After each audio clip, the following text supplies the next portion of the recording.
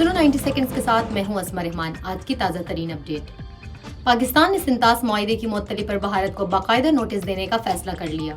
ज़राए के मुताबिक भारत की तरफ से सिंतास मुआहदे की मुअत्तली पर हंगामी कानून और आईनी मुशावरत जारी है, जबकि इस हवाले से इब्तदाई होमवर्क मुकम्मल भी कर लिया गया है।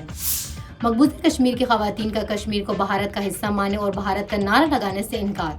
सोशल मीडिया पर वायरल एक वीडियो में मकबूजा कश्मीर की खवातीन ने कश्मीर को भारत का हिस्सा मानने से इनकार कर दिया। माहिर इंसदादी दहशतगर्दी अजय साहनी ने कहा है कि पहलगाम वाक़या भारत की नाकाम सिक्योरिटी पॉलिसी का नतीजा है।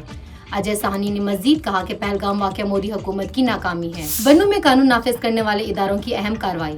मतलूब खारजी सरगना गुलबाज वल्द अजीज गुल हलाक। मशरक़ वस्ता, सऊदी अरब और मुत्तहिदा अरब अमारात को पाकिस्तानी बरामदात में इजाफा हो गया।